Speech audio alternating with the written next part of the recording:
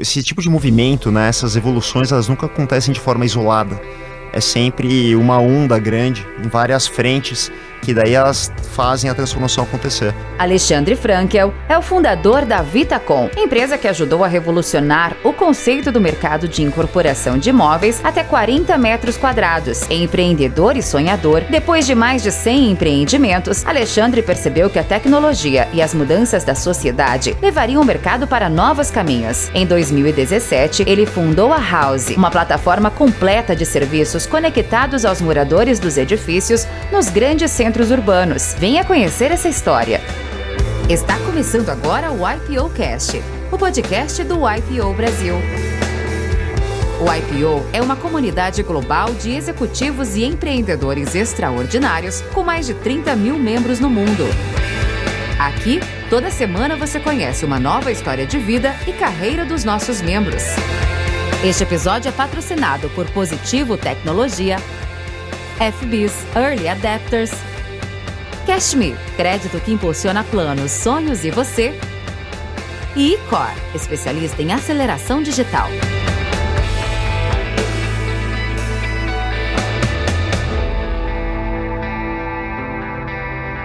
Prazer estar aqui com você, Duane. Mais um podcast juntos, um IPO Cast com o Duane e o Gustavo. É sempre um prazer estarmos juntos. E hoje a gente tem aqui a visita excepcional e grata do nosso querido amigo Alexandre Frankel, que é além do meu companheiro de fórum, é um querido amigo de vida. E hoje a gente vai ter várias novidades aqui do empreendedorismo. Ele que consegue fazer uma sucessão de empreendimentos do PropTech para da construção para o PropTech e inovando e construindo uma nova fase da indústria no Brasil. Duane. Maravilha. Bom, Alexandre, bacana ter você aqui. A gente está completando um ano o podcast, o IPOcast. A gente deve ter aproximadamente 50 entrevistas aqui. A gente está atrás de você faz tempo. Que bom que a gente conseguiu trazer você aqui, Ventura, né? Amigo de fórum fica mais fácil, né, Ventura? Com certeza. Não dá para adiar, né? Mas é de fora e de coração, então tá é melhor ainda. Então tá bom. Alexandre, seja muito bem-vindo ao IPOcast.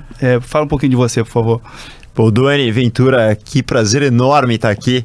Cara, sabe que eu escutei todos, não é que eu escutei um, eu escutei todos os podcasts e é um melhor que o outro, são lições para a vida. É até te pedir para vocês poderem fazer aí uma cartilha, né? Compilar os livros, as dicas, cara, porque é muito precioso isso aqui. Então é uma honra estar aqui, vocês estão fazendo um trabalho maravilhoso, obrigado pelo convite. Bom, tá aqui, Ale Frankel, empreendedor. Eu comecei a falar um pouquinho primeiro da parte de carreira, né? Queremos saber das suas origens primeiro. Tudo começou. De trás, cara. Olha, de onde você veio, seu pai, sua mãe, seus avós, o que você é feito, origem. Qual é a matéria? Qual é a matéria aí que constrói você? Cara, o Ale, ele vem de uma família judaica. Eu tenho valores judaicos muito fortes. O Ventura sabe disso. Então, meus avós imigraram, foram fugidos da guerra, campo de concentração. Então, foi uma família muito unida. E eu era muito próximo deles desde muito pequenininho. Então, acho que isso me deu valores, sabe? Que eu levo muito comigo. São pessoas que eu admiro demais. Então, o Ale nasceu numa família maravilhosa. Nós somos 3 irmãos. E eu tive uma infância incrível. Contando um pouquinho, né? Eu era muito próximo dos meus avós. Como eu tinha 2 irmãos menores, então eu ia viajar com eles. Eles tinham lojas, né? Eles eram comerciantes. Uma loja de móveis e uma loja a gente chama de schmattes, que é uma palavra em Yiddish, que quer dizer comércio de roupa, né? Lá na Rua Oriente, no Brás. E eu ia um dia na loja de um avô e outro dia na loja do outro avô, todas as semanas, de toda a minha infância. E acho que ali eu aprendi, primeiro, o carinho dos avós, né? Os valores. Meu avô contou uma história que ele chegou do navio e ele não tinha nada, ele tinha $10, ele deu 5 pro amigo. Então ele ficou com $5 e ele tinha só um terno. Daí minha avó descosturou, virou do avesso o terno para ele poder ir procurar emprego. Então eu nasci nesse ambiente e foi incrível, me deu uma base Depois, muito próximo do meu pai, ele me levava para cima e para baixo, de novo, meus irmãos, a gente tem uma diferença um pouco maior, né, eu dos mais novos, então ele me levava para cima e para baixo, plantão de venda, para ir trabalhar com ele, então sempre ouvindo muito, né, de uma família que venceu sobre empreendedorismo desde muito pequeno. Então essa é um pouquinho da minha origem, né, do que eu sou apaixonado. Hoje, o Ale, eu tô com minha esposa há quase há 30 anos, galera, vocês acreditam? Às vezes legal, eu faço conta, a gente namorou muito e já estamos... Então, praticamente comecei a minha primeira namorada, assim, a gente tá junto desde então. E a Fernanda é uma vencedora, né? Vencedora, né? 30 anos, ela é demais. Só sou o que sou por causa da Fernanda. Exatamente. E a gente tive a sorte, né, de encontrar muito cedo a mulher da minha vida. Tenho 2 filhos incríveis, um casal que eu sou completamente apaixonado pelos 2. E aí o Ale começa a empreender muito cedo. Eu nunca tive carteira assinada na minha vida. Então eu comecei a abrir minha primeira empresa com 18 anos. O meu primeiro sócio, meu primeiro chefe de estagiário e sócio é um IPOer, que é o Sérgio Kulikowski. Aliás, cara, uma das mentes mais brilhantes que eu conheço, um cara incrível, tanto quanto maluco, eu diria, mas incrível, um cara diferenciado. Então eu empreendi desde muito cedo e sou completamente apaixonado, sou um cara muito disciplinado, né? Eu e o Ventura, a gente tem uma paixão comum então, pelos esportes. Você também tem cara de que gosta, né, Duane? Gosto um pouquinho. E acho que isso ensina disciplina, resiliência, então algo que para mim é muito importante na minha vida. Eu gosto de coisas simples, não tenho luxo, não é isso que me motiva. Sou apaixonado por um propósito. E hoje o que move o Ale, né, obviamente além da família, dos amigos, é reinventar a moradia, né, um propósito de mudar o mundo através da moradia, que é algo que me move de 24 horas por dia. Sou apaixonado.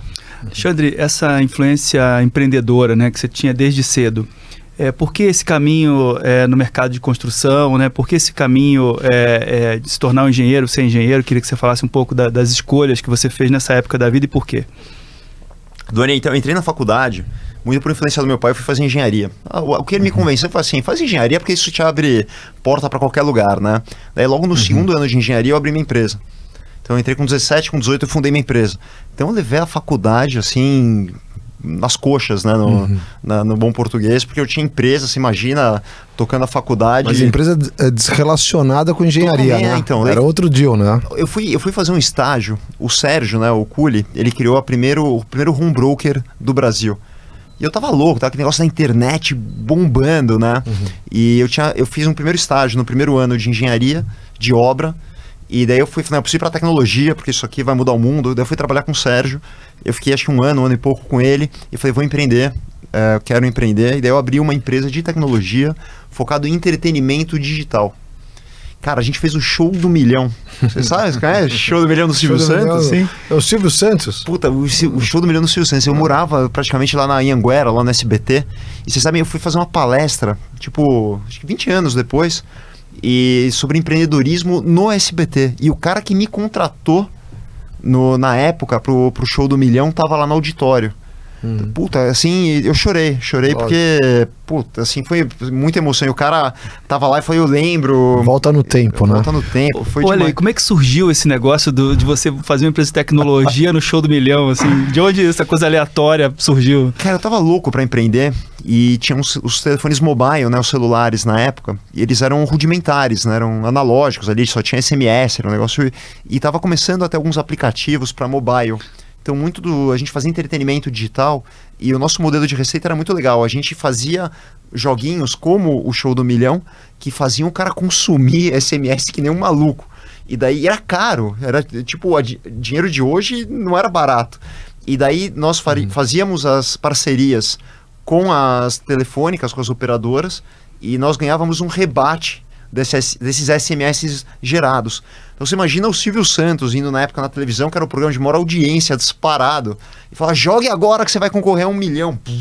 Explodia. E daí foi muito legal, foi uma jornada incrível. A gente trabalhou com várias emissoras de TV, várias multinacionais, mas esse marcou muito, porque foi um sucesso muito grande. E aí a gente estava falando, né, Duane, a Fiamma, que ela trabalhava em uma empresa de telecom, eu acho que era a TIM na época. ela que me contratou, eu lembro que eu tinha relação com ela, e você me comentou que ela virou IPOer, né? Ela é o IPO e esteve aqui com a gente. Ela teve com você. Cara, demais, olha que loucura, né? Mas enfim, daí eu fui para a empresa de tecnologia e eu vendi essa empresa poucos anos depois.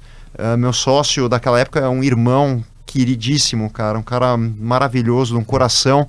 E eu vendi a participação, então eu fiz uma saída muito cedo, né, ainda com 20 e pouquinhos anos, que foi o meu capital inicial para minha próxima jornada. Mas eu tive angel, eu tive investidores, foi aquela jornada.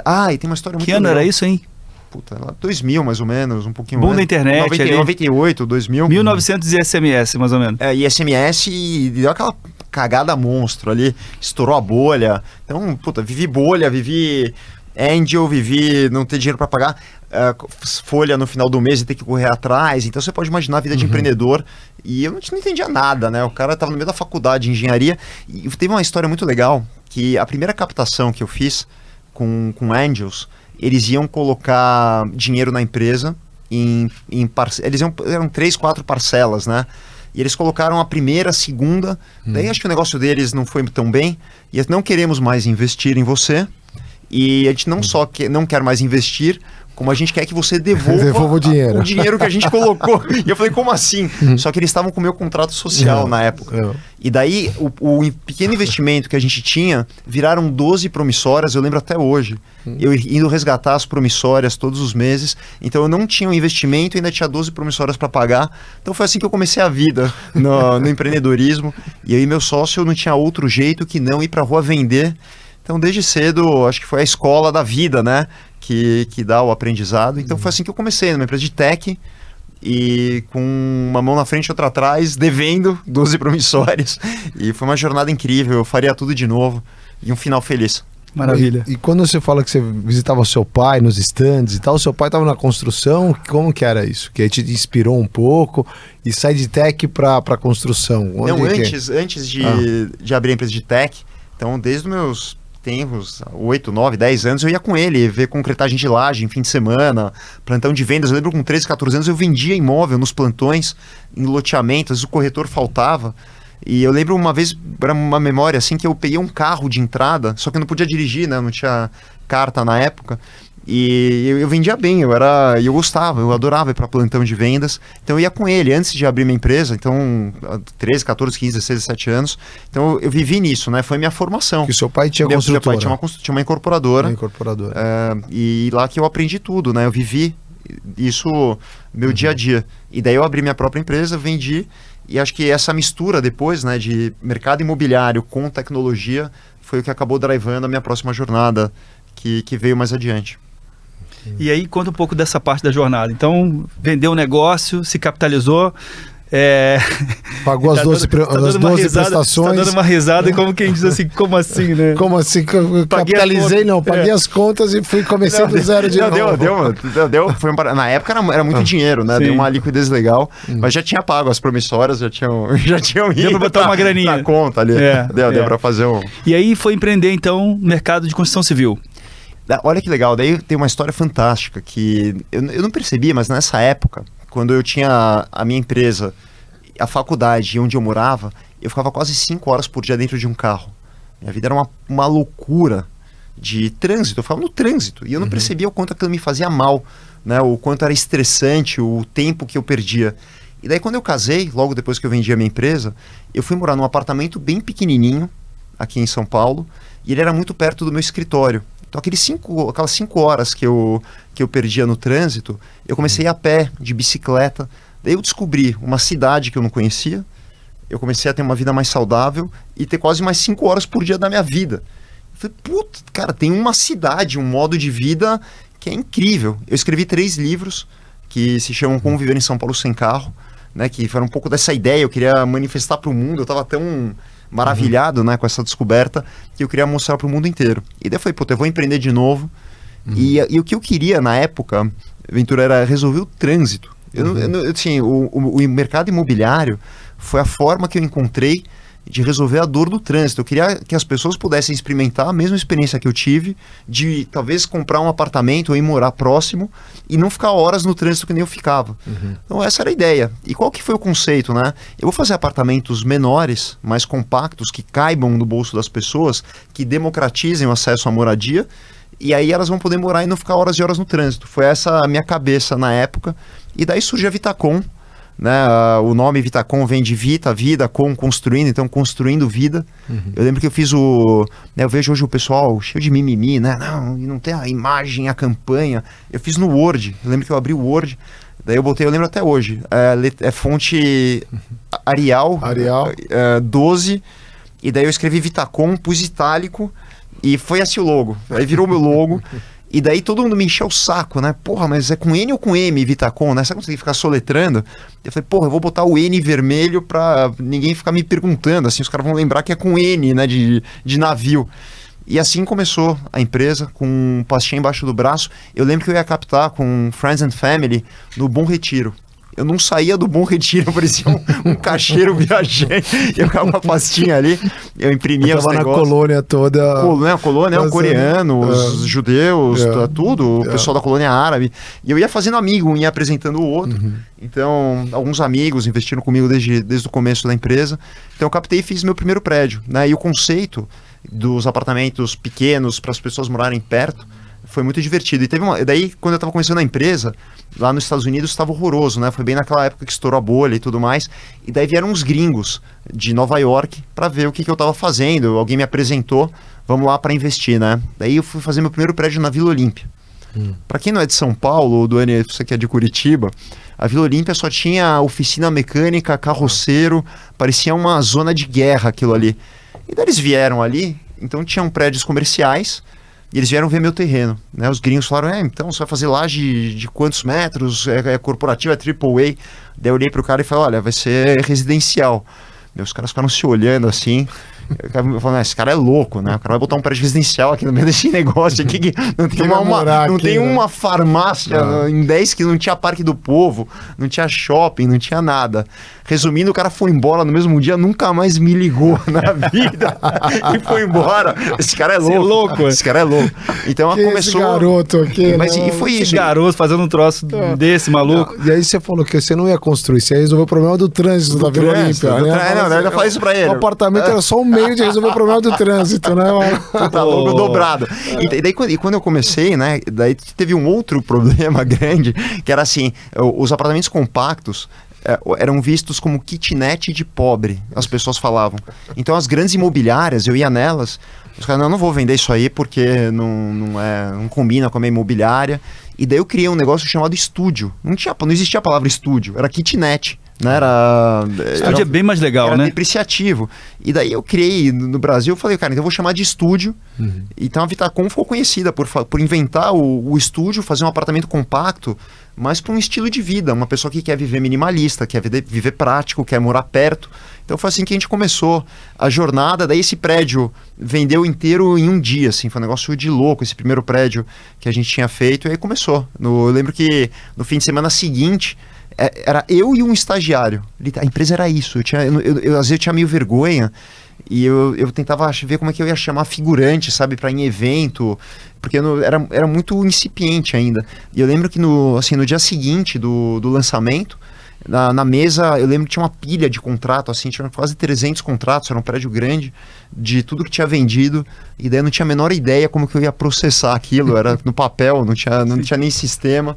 E foi assim que eu comecei a Vitacom. Um breve resumo. E o seu pai vendo isso? Como é que ele olhava? O que ele estava achando? Ele tinha uma incorporadora, né? Esse cara é mais louco do que eu. Não, mas ele me ajudou demais. Na época ele veio ajudar, acabou se juntando com a gente durante muito tempo. E nessa mesma época, daí uns 2 anos depois, os meus irmãos moravam em Nova York, né? Os dois. E eu falei, puta, o negócio começou a crescer demais, né? Então, você imagina a operação e a gente fazendo outros empreendimentos. E daí eu trouxe os dois de Nova York, eles vieram pro Brasil. E daí isso acho que foi a força da companhia. Foi essa união familiar, sabe? Essa garra, a mesma que eu tinha aprendido com os meus avós lá atrás. Eu acho que hoje, olhando assim, né, nessa jornada toda, foi a nossa força, foi essa união da família, de se ajudar, de confiar, de ter gente que é do bem. Foi incrível, assim, a jornada são hoje 12, 13 anos de companhia, né, desde a fundação. A gente bateu acho que 100 prédios agora, ou se não tá para bater esse ano. E foi insano, assim, né? Você pegar, foi bem... Tudo que o Brasil passou na época, mas uma empresa, né? De começar, de atingir esse volume, de criar um novo conceito, de romper o status quo de um mercado tão conservador. E a gente conseguiu, de fato, acho que influenciar uma geração de incorporadores, né? Hoje eu viajo para o Brasil inteiro e eu escuto de empreendedores como a gente. Pô, eu me inspirei na Vitacom, no que vocês fizeram, a história dos compactos, com mobilidade. Daí a gente trouxe a economia compartilhada para dentro dos prédios. Então, pô, a gente inventou coworking dentro do prédio, uma série de coisas ferramentas compartilhadas, sala de jantar compartilhada. E muitos anos antes, né? Quer dizer, isso é uma questão que a gente convive com mais facilidade agora, mas ser precursor, né? Como você falou, de um potencial investidor até ter uma reação ruim ao empreendimento. O que tinha? Ele tinha muito, assim, um posicionamento seu daquilo que você acreditava que fazia sentido, ou você também visualizava, já tinha a capacidade de visualizar um potencial negócio? O que pesava mais nesse início aí? Primeiro, propósito puro, Duane. Eu queria aquilo que tinha acontecido na minha vida, né, que mudou minha vida, de morar próximo, de ganhar tempo, de ganhar praticidade, principalmente de ganhar tempo, né, conhecer a cidade. Isso me movia acima de tudo, eu acreditava piamente.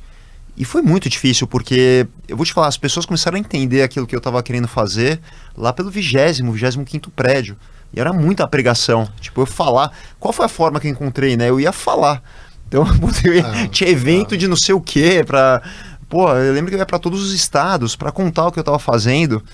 E daí ficou todo mundo olhando esse maluco fazendo apartamento. Daí a gente fez um apartamento de 10 metros quadrados, né? E você tinha uma quebra do paradigma que você falou, da kitnet e dos flats, dos né? Flats também. Os flats foram nos anos 90. Então, aí você teve a mudança da lei de zoneamento de São Paulo, né? Isso me lembra um pouco, que incentivou também a construção de sem os carros, né? Então, todo o eixo de São Paulo, você fazer prédios onde não tem... onde é eixo, você diminui a garagem. Então, para viabilizar o apartamento maior, você tinha que fazer também o menor. Mas acho que isso é uma consequência, isso, né? Porque você já veio depois, né? Era obrigado, eu tinha que fazer isso uma vaga 12 para ou cada 14, carro. né? 2014 que foi, plano né? diretor. Você já estava... Ou seja, só foi mais incentivar ainda o que você já tinha feito, né? Mas eu falava muito com o poder público. Acho que tem uma grande influência aí dessa questão da mobilidade. Eu tinha muita interação na época pelo Secov, fui vice-presidente, então teve muita... Eu tinha bastante contato para pensar numa cidade com mais mobilidade, né? Óbvio que muito diferente do que eu queria, mas um pouco de pensar uma cidade mais rápida de se locomover, né? Pensando em mobilidade, eu acho que teve bastante interferência. E o que ele colocou, a tal dificuldade, Alexandre, que eu vejo também, é que você faz um prédio e as pessoas pensam um prédio 20, 40 apartamentos. Você faz um prédio com 200, 300... 700, 800 unidades. Então o mundo que ele move atrás é muito maior, né? A quantidade de contratos, complexidade de relações é gigantesca, Duane. É bem diferente de um prédio que a gente tem na concepção normal, aí de 30, 40 apartamentos no máximo, né? 700 unidades, imagina. Se administrar, né? Uma loucura, né? É uma cidade, né? É uma cidade, uma loucura, né? Olha, a gente nunca deixa passar os livros, né? Corri atrás aqui, Como Viver em São Paulo Sem Carro, tá vendendo na estante virtual. Seu livro. Ainda tem. 2014, né? Eu fiz 2012, 13 e 14. O primeiro foi em 2012. Esse eu achei 2014. Não sei se ainda tem vendendo, né? Mas, enfim, quem tiver interessado, vai lá, né? Quem quiser andar por São Paulo aqui, fazer coisas diferentes, tem aqui o livro do Alexandre. Você sabe que, olhando, né, a galera fala, por que esse animal tá falando de viver sem carro? Não tinha Uber, não tinha 99, não tinha ciclofaixa, não tinha nada. Né? E eu falei, mas cara, eu acho que as pessoas vão querer viver diferente na cidade, né? E você vê depois que tanta coisa concretizou, né? As pessoas têm as minhas garagens hoje todas ociosas, né? As pessoas não querendo mais ter carro, a nova geração, né? Não precisa te falar, quem tem filho na sua casa aí de tirar carta, que não tem a menor questão de tirar carta. E daí eu não tenho carro desde então, né? Eu não dirijo e não tenho carro desde essa época. e foi também uma forma, acho que, de manifestar, né, essa vontade, esse princípio de uma cidade diferente. Ale, e o perrengue de empreender na construção civil, colocar projetos, ciclos econômicos? Fala um pouco aí da jornada da Vitacom. Esse mercado realmente não é um mercado fácil, né? Quando você tem os ciclos que geralmente são muito agressivos, é um mercado que ele é impactado muito rápido, ele demora para responder.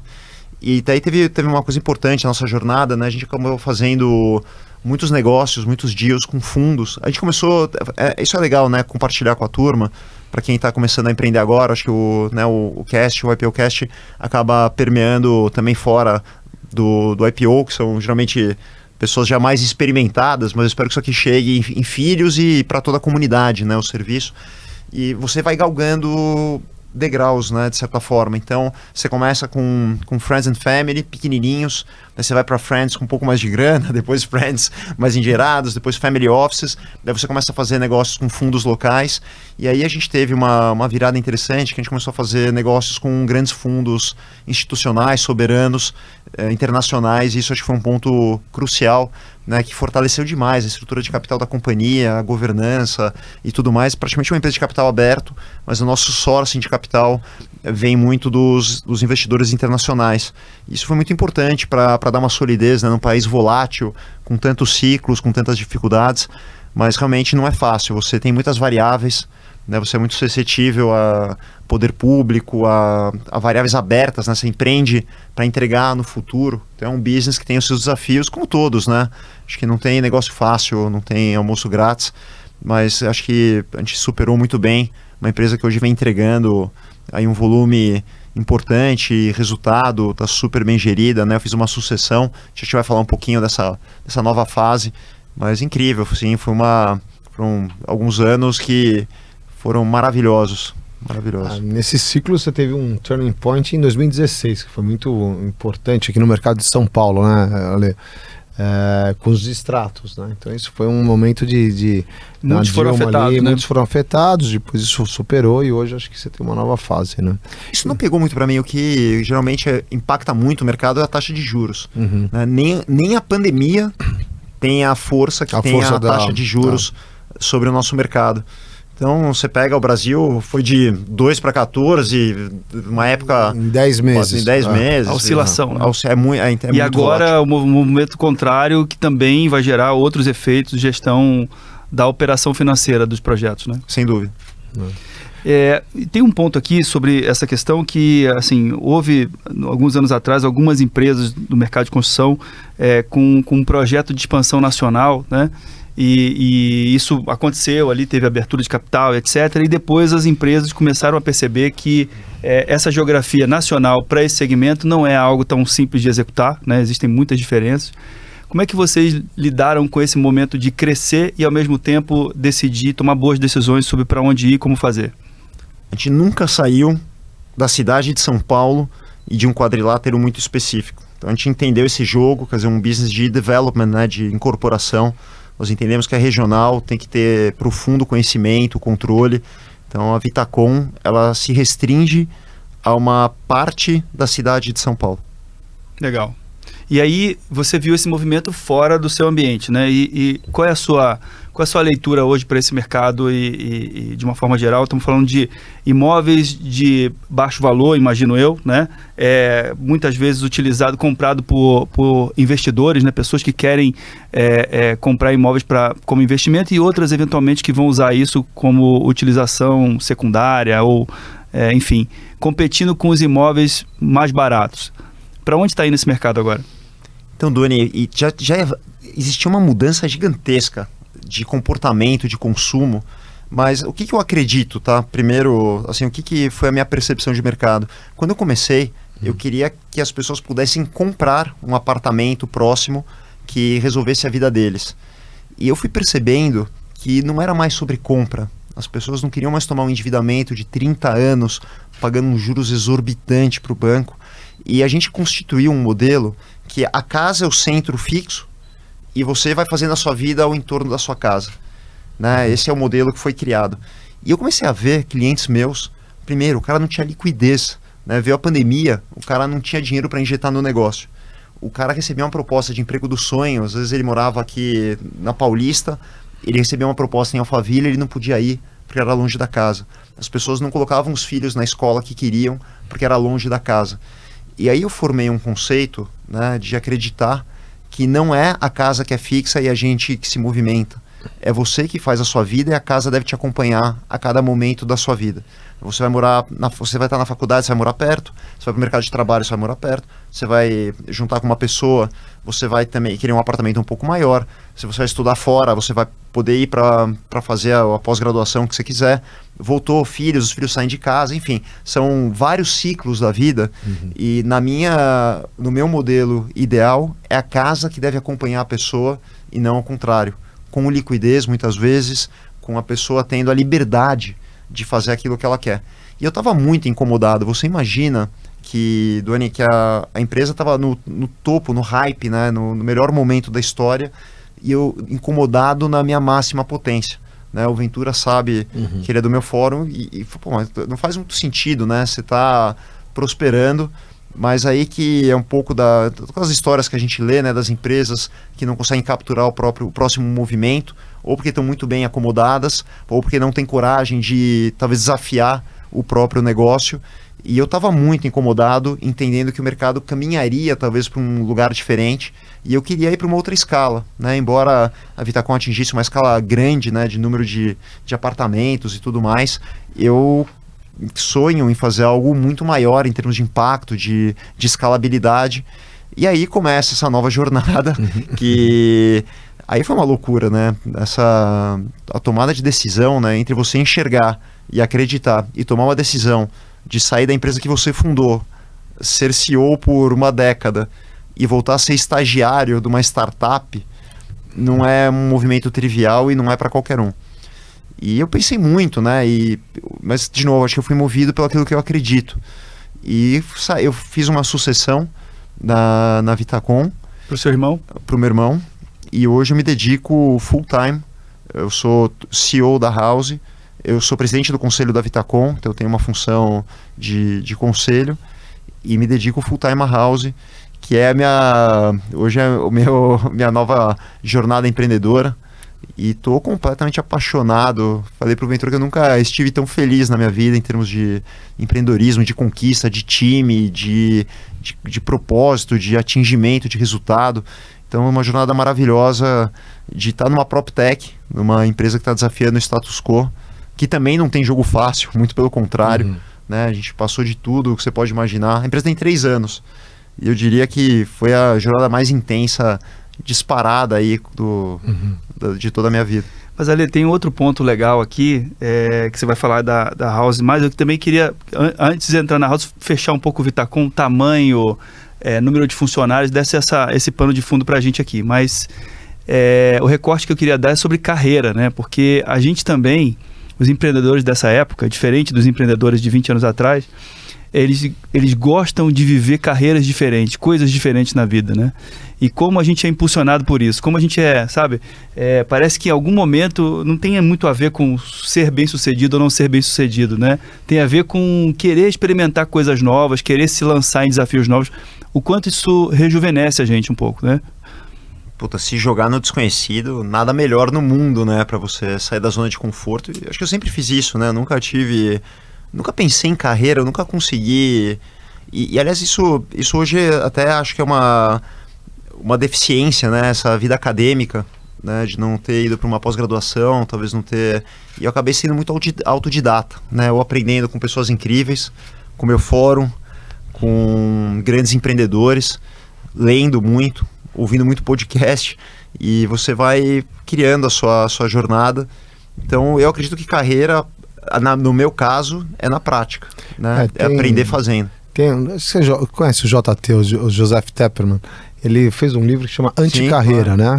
E fala muito isso, né? Anticarreira, que ao longo da sua vida você vai ter diversos propósitos, e é muita a história do Alê, né? Assim, dele ter a coragem, ter a visão, conseguir fazer o mindset, né? Mudar o mindset de um momento para o outro e executar, né? E é uma decisão, como ele está colocando, deve ser bem desafiadora, né? Como você se reinventa, né? No auge, você falou, pá, daqui para frente acho que é outro. E você foi visionário nisso, né? Olhar e falar assim, aqui, ok, fiz até aqui, agora é um outro game, né? Um outro jogo, né? E o anticarreira, ele fala, você vai ter vários propósitos. E eu acho que o que ele coloca é o sonho, né? É o seu propósito, né? Total. E o Zé fala, né, que hoje, como a gente está muito mais longevo, você vai ter 3, 4, 5 ciclos de vida, de mercado mudando, novas tecnologias, e essa adaptabilidade, né, essa coragem vai ser fundamental para os executivos, para os empreendedores que querem seguir, né, na jornada longa. Acho que é importante. E para não deixar passar essa questão de permanecer aprendendo, né? Um lifelong learning, que é você, ao se lançar em coisas novas, né? Não dá para você se lançar de forma amadora. Você precisa se preparar, e aí você aprende a se preparar, aprende a se estabelecer com uma nova caixa de ferramentas, e aí beleza. E aí você tá forte de novo, você fala, agora já entendi o game, vamos nessa, né? Esse é um discurso bonito, né? Você vai na loucura. Não, assim, é muito legal, né? Que você vai na jornada empreendedora, todo mundo acha que é tudo um glamour, né? Uma beleza. E na verdade você vai executando e as coisas vão acontecendo. Você vai pedalando, trocando a roda, pedalando, consertando, dando cambalhota, né? Ali. Total, e é um poder de execução. E eu ainda sou eu sou executor e formador de time, né? Você ainda tem uma categoria que eu considero acima, que é aquele cara que investe, que é o cara que delega para alguém fazer. Esse cara na verdade, esse é um grande herói, né, de conseguir delegar e estar num ponto superior. Mas eu sou um cara de muito mão na massa, eu gosto. Você gosta? Eu gosto. Vitacom, Big Numbers, e vamos para House. A Vitacom, ela é uma empresa que faz aí o seu 1 bi 300 nos últimos 3 anos, 3, 4, 5 mil unidades ano.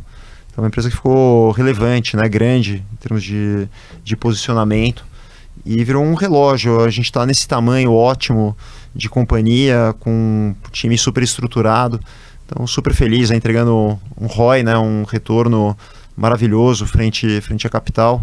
Então hoje ela eu diria que é uma empresa média grande, para padrão Brasil muito grande, e você pegar, talvez comparado com as empresas de capital aberto, está no mesmo nível, né, de muitas empresas de capital aberto, só que com capital fechado e totalmente privada.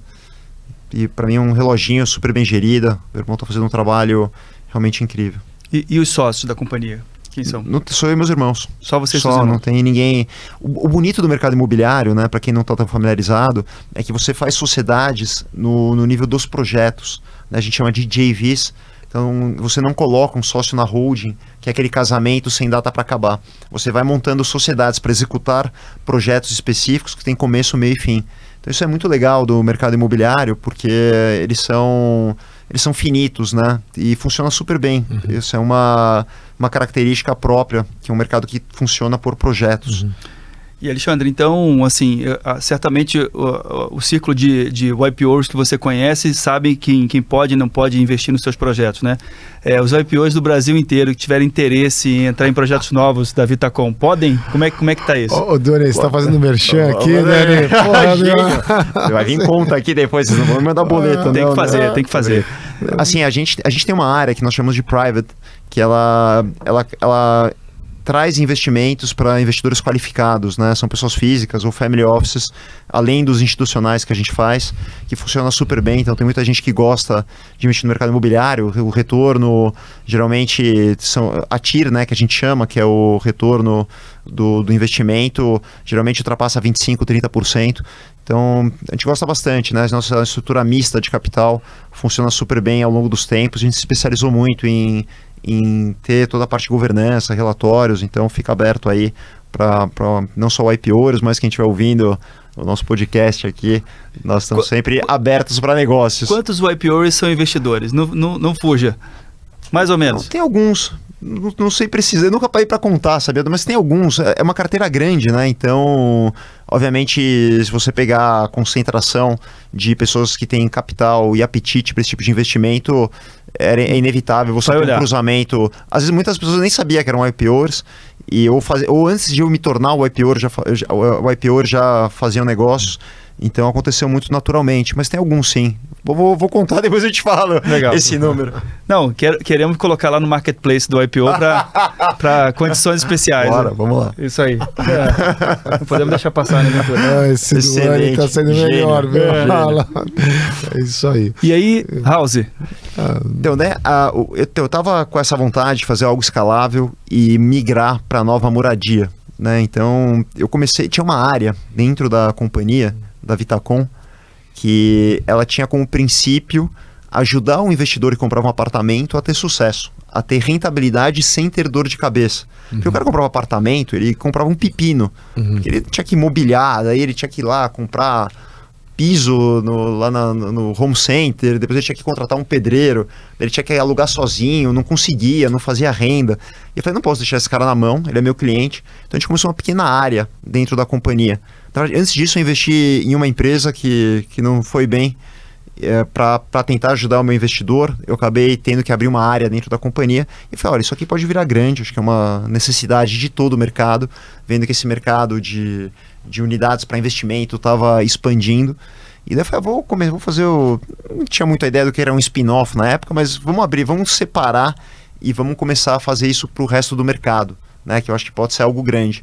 Daí eu peguei um apartamento de 20 metros quadrados, botei lá essas pessoas que estavam comigo nesse comecinho de jornada e a gente começou essa nova empresa. A gente batizou ela de House, isso 3 anos, contando de hoje aproximadamente, e ela começou dentro de um apartamentinho. E eu lembro eu e esse primeiro colaborador, a gente carregando colchão para colocar no apartamento para alugar de um investidor, e a gente foi alugar pelo Airbnb esse apartamento. Foi assim que começou a empresa, literalmente, outra jornada empreendedora maluca, né? E daí entrou um outro apartamento, e o outro indicava outro, fazendo uma história curta, 6 meses que a gente tinha fundado a companhia, não tinha nem site ainda direito, a gente recebeu um aporte de um fundo da Califórnia, que é o Redpoint, que aportou um capital na companhia, e aí a gente deslanchou. A empresa tinha 6 meses, onde é aquela tartaruguinha que vai para o mar, né? Que ela sai da praia, daí tem a gaivota, o sol, né? Ela desidrata, aí você tá lá na tartaruguinha, quase chegando no mar, vem um tsunami, né?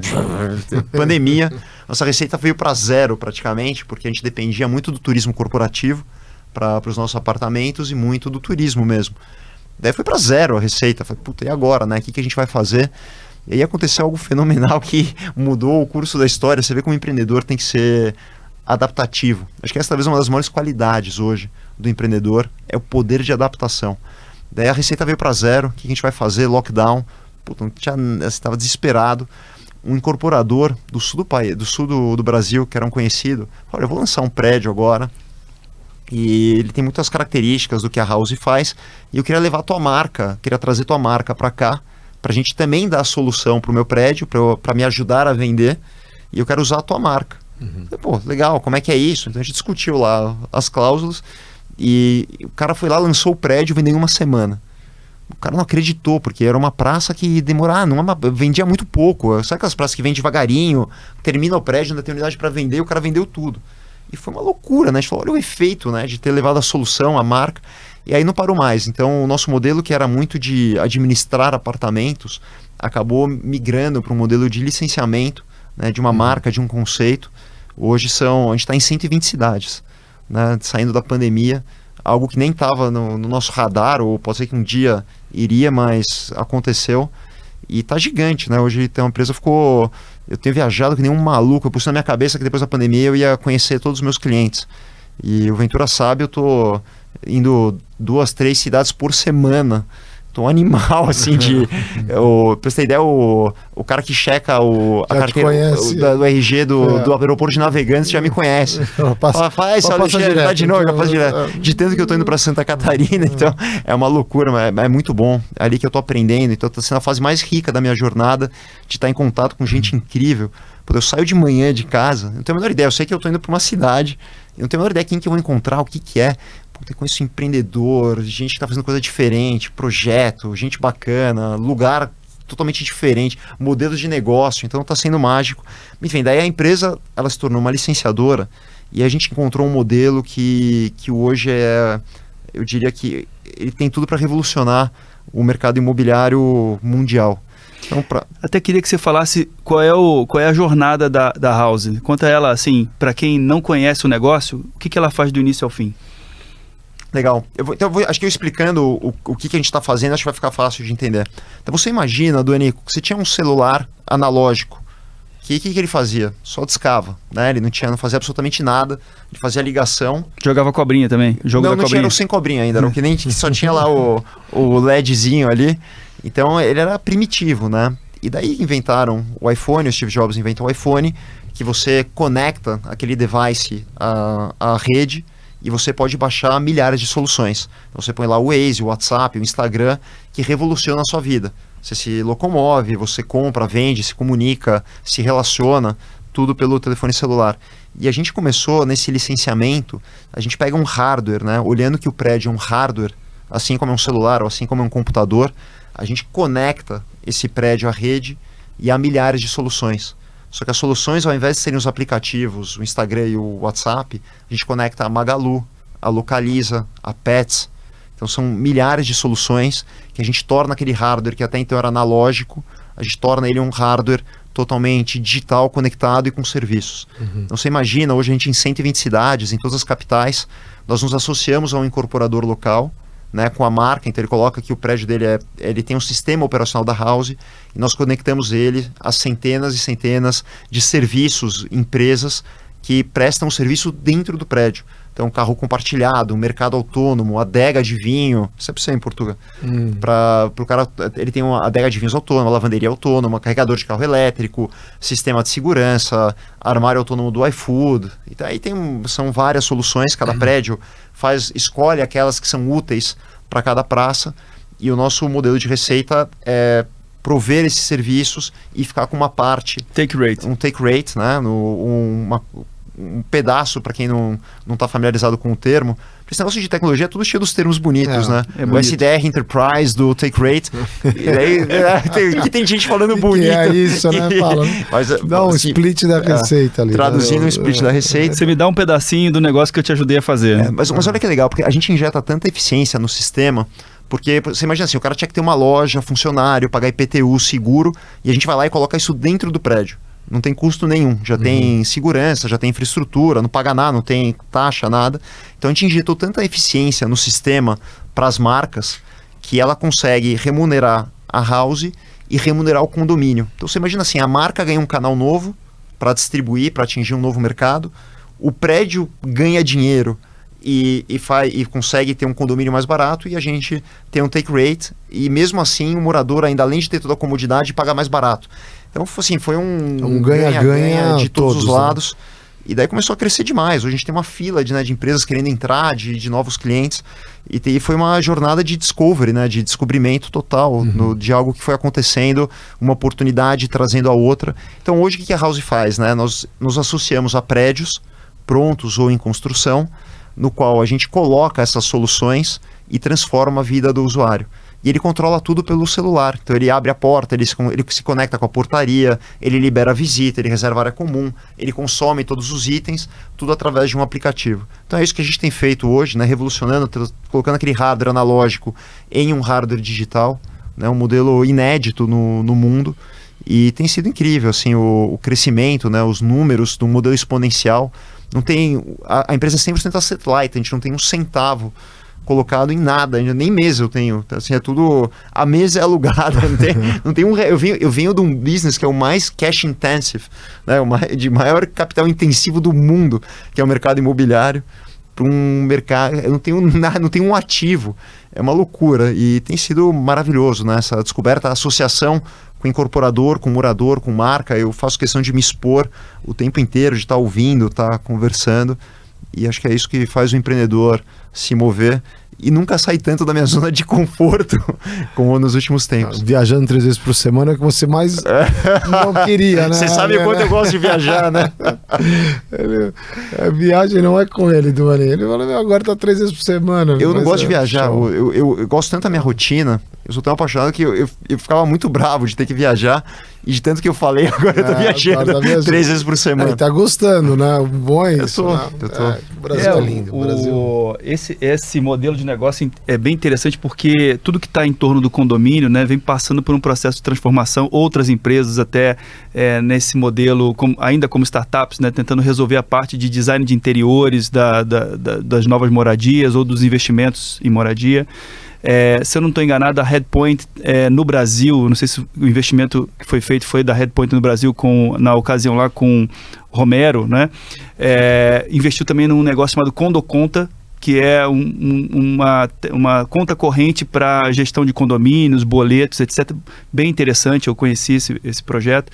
Então, tudo que está em torno dessa gestão do condomínio. São várias personas ali. Tem a persona do condomínio, gerir o condomínio. Tem a persona do dono do apartamento que paga condomínio e quer ter bons serviços para ficar mais fácil o seu dia a dia, mais barato também.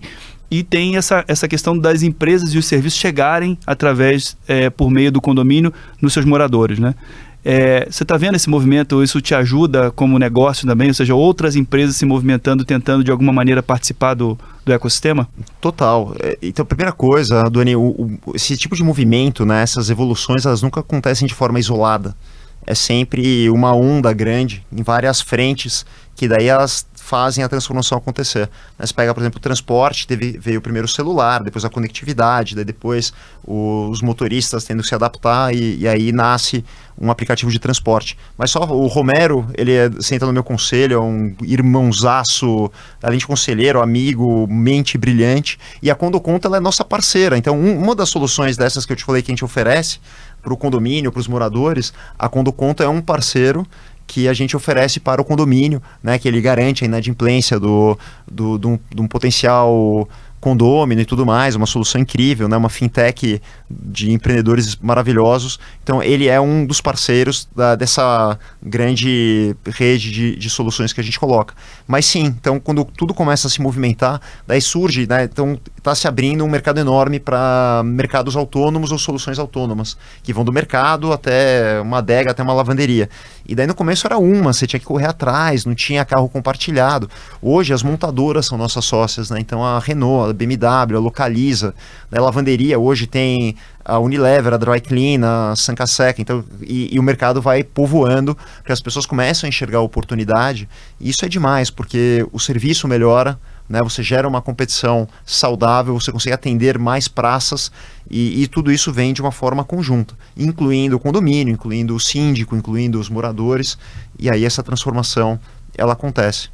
Romero fez uma palestra pro meu capítulo, sensacional, né? Ele é genial. Genial. Deveria ser o IPO, né? Eu acho que tinha aí eu conversei com ele na ocasião, parece que tinha uma questão da posição, como é que define, etc, né?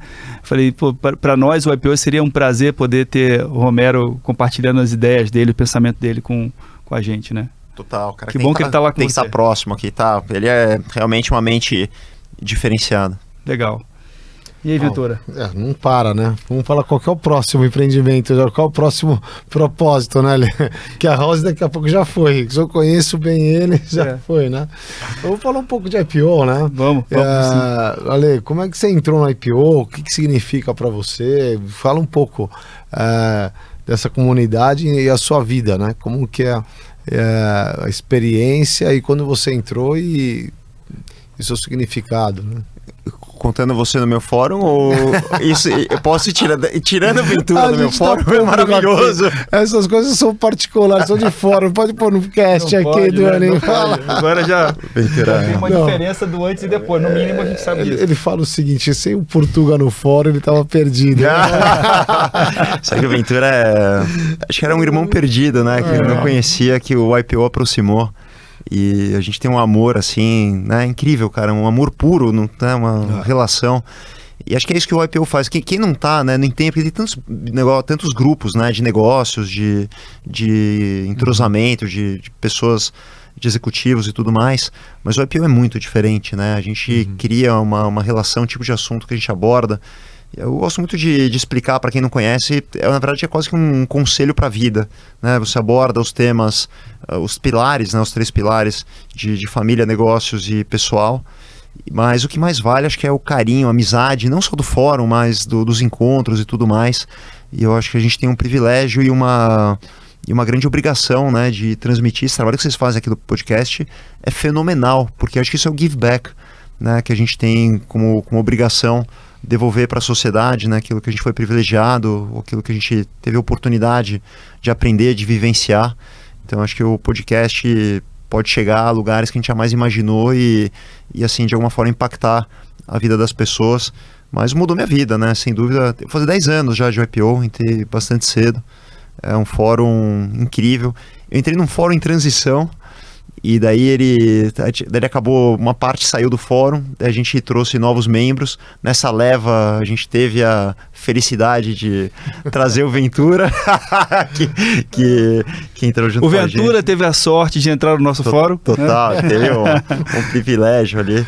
Mas é incrível, né, Ventura, como é legal, como é bonito ver essa união. Então, é intenso, né? Porque você troca experiência, vida, alma, espiritual, de negócios, de família, de visão de mundo. Então, é muito rico. A gente teve agora o Family essa semana, o Rio superou, né? Tem que fazer aqui as honras também a eles. O pessoal mandarino lá mandou muito com os outros amigos. E você vê a vibração de boa energia, né? Como você tem pessoas com boa energia, bom propósito e muito conhecimento. Então, acho que é dar de volta para os nossos filhos, para os filhos do Brasil, né?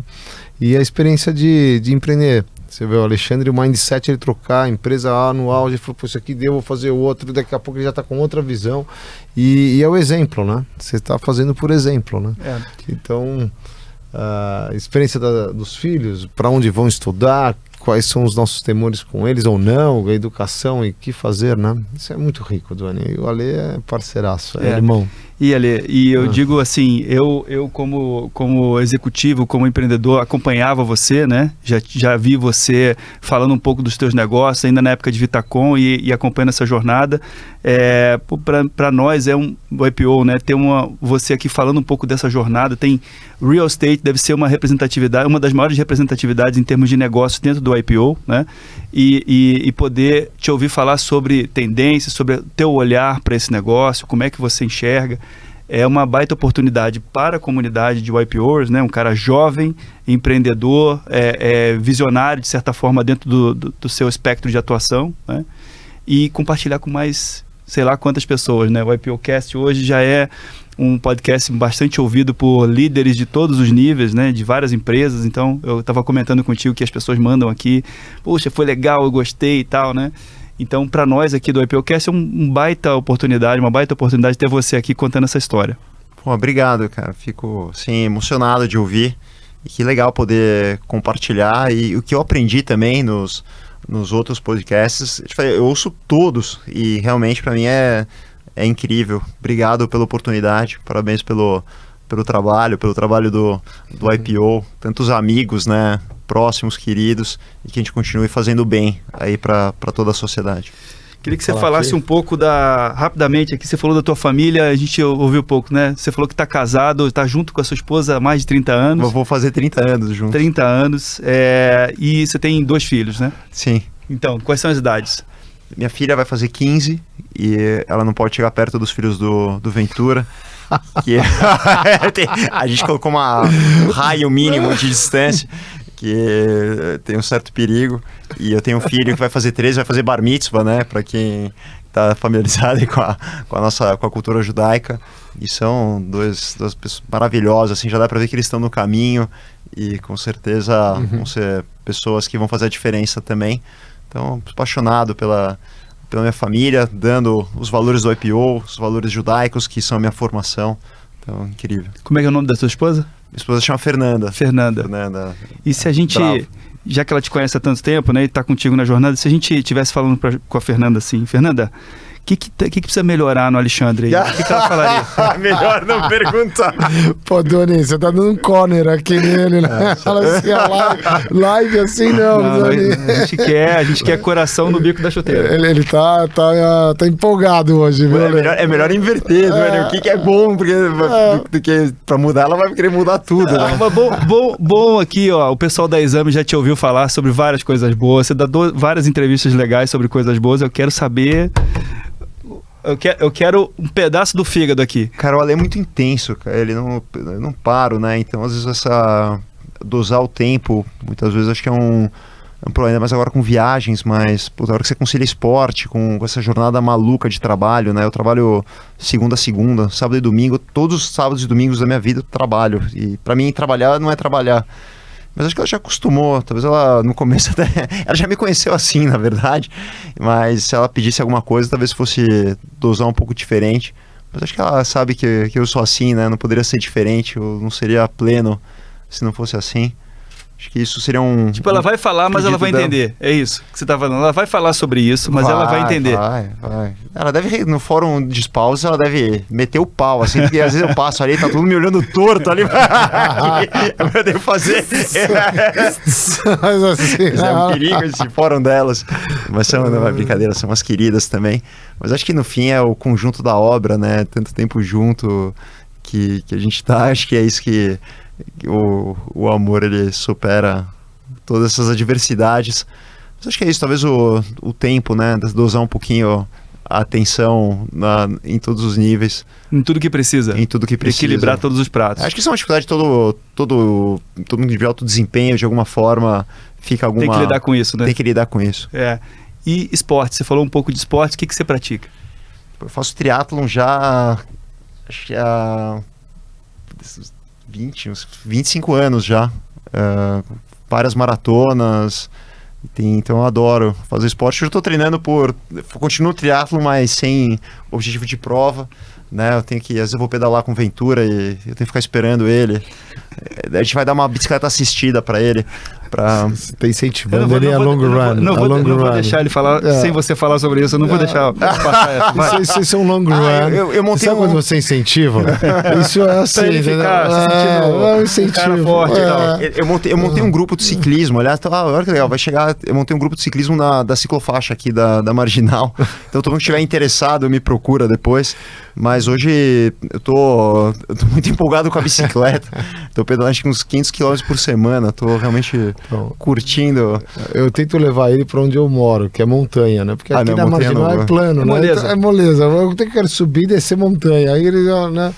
Eu levar a subida dos deuses, mas eu ainda vou conseguir aí. Eu tô com medo de descida, cara. Eu falei pro Ventura. Então, eu tô indo só no plano. Eu fui paraquedista há muito tempo. Até eu vi que acho que o GG, né? O Geraldo foi paraquedista também. Ele foi tudo, né? É uma junção de MacGyver com... Ele é... Como é que chama? Ele é demais, cara. 007, né? Querido, né? O Geraldinho é demais. E eu amo ver MMA. A única coisa que eu assisto, a única coisa que eu sou fanático por esporte, MMA, assim, gosto muito, desde sempre. Então é um hobby meu de assistir. E no triatlon tô super empolgado, né? Pra mim é uma terapia, né? Acho que abrir a cabeça, um momento de meditação, de escutar podcast também. Então é uma coisa que eu adoro fazer. O que mais você ouve aí no teu momento de esporte, além de podcast? O que você gosta de ouvir muito, de música? Eu não ouço música. Não ouve Zero. Música? Minha inteligência musical é negativa. Eu não consigo cantar uma estrofe de uma música. Eu não conheço nada. Meu ouvido, eu não sei, acho que eu vim sem o chip da inteligência musical. Você vê como o ser humano é louco, né? Eu sou 102% musical, eu não consigo fazer absolutamente nada sem música. É mesmo? Elas tocam sozinha na minha cabeça, às vezes. Eu escuto, mesmo quando eu faço esporte, eu escuto podcast, eu leio muito, né? Acho que a deficiência que eu tive acadêmica, eu acabei suprindo muito com leitura, com vídeos, né? Tem muita coisa, hoje tem tudo à mão, né? Quem quer aprender, aprende qualquer coisa. Então acho que muito da minha fonte de captar alguma coisa, de ler, de informação, de novo aprendizado, vem daí. Não sei se você viu um documentário do McGregor no Netflix, falando sobre a jornada dele até o segundo cinturão dele. Você viu? Vi. Que maravilha, né? Então, Esse cara é polêmico, mas é um cara inspirador obcecado, também. inspirador. Sem dúvida. Bem bacana. Incrível. Bom, Alexandre, estamos chegando no fim. A gente tem aqui, eu queria te passar a aventura para você fazer as honras da casa. Esse livro aqui pro Alexandre é desafiador, né? Porque ele tem transformando a vida, então Aprendendo a Viver é uma inspiração do Luc Ferry aqui, né? A gente escolheu para você, é um filósofo francês. Acho que você vai tirar algumas inspirações, espero que você não tenha lido ainda. Ale, é um prazer estar com você. Uma introdução à filosofia. É uma introdução à filosofia, mas dá vários conceitos de como viver e o significado, o propósito, coisa que você já faz naturalmente e ele coloca aqui em outras perspectivas. Tenho medo de dar um desses para o Alexandre, que daqui a pouco ele vai ler e fala, não, peraí, agora... Cara... Mas, Duane, até os 90 anos, 95, tem umas 7, 8 empresas ainda para serem feitas, diferentes, entendeu? Mas assim, de tech para alguma outra coisa que o Musk deve estar pensando, ele já deve estar pensando, né? Então eu espero que você curta, a gente vai fazer uma dedicatória aqui para você com carinho e é um prazer você estar aqui com a gente, contar a história, compartilhar a vida, compartilhar valores, sonhos, inspiração e propósito, né? A gente, num momento de empreendedorismo e para a juventude, a juventude, cada vez mais eu ouço um pouco, né? O que você quer? Quero ser famoso, quero ganhar dinheiro, quero ser rico, quero ir, né? Não, quero sonhar e ter propósito. O resto é consequência. Você sonha e tem propósito, todos esses outros predicados eles virão, né? E você é exemplo disso, né? Você sonha e está realizando, né? Então é um grande prazer. Você sabe que eu vejo, primeiro tem que sonhar, né? Tudo nasce de um sonho. E daí tem muita gente que sonha, que tem ideias, mas não tem coragem ou não tem execução. E tem muita gente que tem muita execução, mas não sonha. E aí, às vezes você consegue ter a combinação dos dois e aí coisas incríveis acontecem, né? Se mais gente tivesse uma pequena combinação desses dois ingredientes, a gente teria um mundo aí mais empreendedor, com mais coisa legal acontecendo. Sim. Ale, super obrigado por você estar aqui com a gente. Muito obrigado, galera, adorei. Parabéns de novo pelo trabalho e um grande abraço a todos os YPOers e todo mundo que escutar aqui o YPOcast. Prazer. Obrigado. Abração. Não deixe de escutar os outros episódios do YPOcast, disponível em todas as plataformas de streaming.